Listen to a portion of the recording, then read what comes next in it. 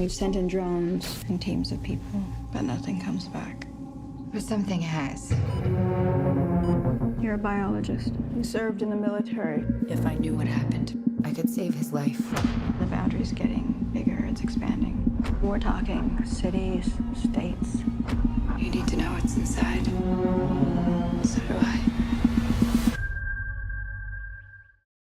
Welcome to Kermode Uncut. If you're a regular listener to the film review show that I do on Radio 5 Live with Simon Mayo, you'll know that a few weeks ago we reviewed Annihilation, the Alex Garland movie that was only released in the UK on Netflix. It was a Paramount production originally and it got theatrical release elsewhere. But here in the UK it was a Netflix release. There was a lot of debate about whether or not a film review show should review streaming movies. And I did a blog about it saying, do you think it's the right thing to do? Because, you know, we were also talking about films like Mute, the Duncan Jones movie, and other things which had only appeared on Netflix. Now, since I did that blog, Steven Spielberg has weighed in slightly, saying that he doesn't think that Netflix films should be eligible for Oscars. He said, I don't believe that films that are just given token qualifications in a couple of theatres for less than a week should qualify for the Academy Award nominations. And he went on to say, once you commit to a television format, you're a TV movie. So in response to that question of whether or not a film review show should indeed review streaming movies, loads and loads of responses from you. Here are some of them, and here are the positive ones first. This from Sailor. I think you should review Netflix films should you deem them worth the conversation. Just because the picture doesn't physically occupy the space in the theatre doesn't mean it doesn't have the capacity to occupy the space in your mind, heart, wherever. No director pictures their film on a 13-inch computer screen, but sometimes that's the only place it'll fit. This from DVE. The future is now, and major filmmakers have been making the move. Steven Soderbergh, David Fincher, Noah Baumbach. If they are moving between the two methods of releasing film, so shouldn't critics make the move as well?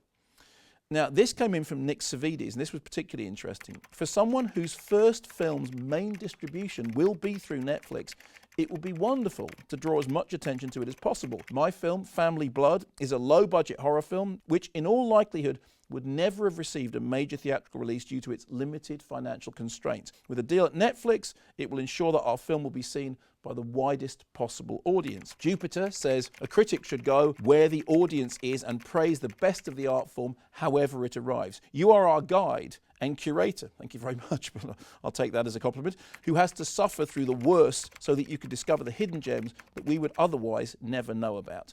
Richard chimes in too. I like the fact that you're reviewing Netflix films on the podcast. It shows you're not afraid to embrace the new. That is not a phrase that has often been used about me, but I'm very proud of it. I am not afraid to embrace the new. In 5 or 10 years, people will wonder why this was an argument at all. And this finally from Will Unsworth, contrary to what many people believe, I'm looking at you, streaming services are not a detriment to cinema, but are perhaps changing the way we watch films. Maybe Annihilation could be read as an analogy of the streaming service it was released on. The media and film industry would do well in changing and getting with the times or risk facing total annihilation.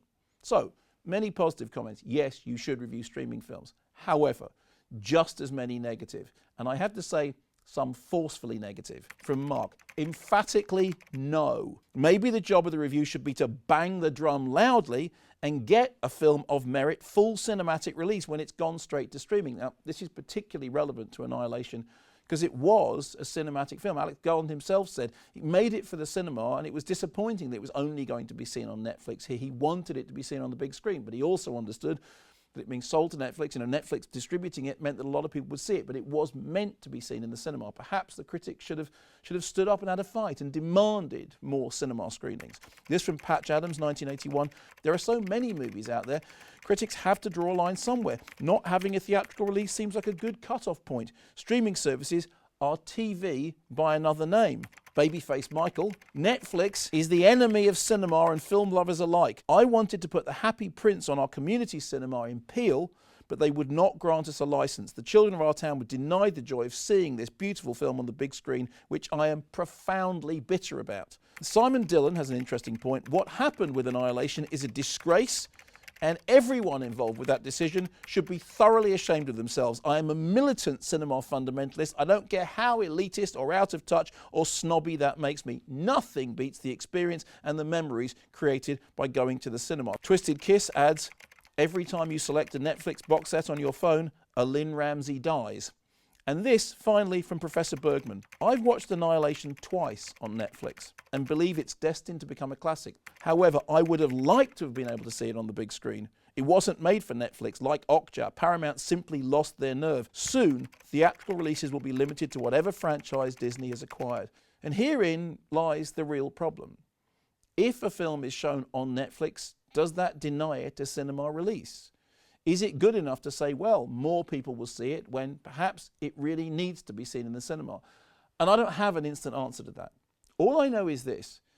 Every week on the Radio 5 Live film show I do with Simon Mayo, I review films that people cannot see in the cinema, and streaming services allow them to see those movies. I have also seen things on Netflix that I wish I'd seen projected on the big screen.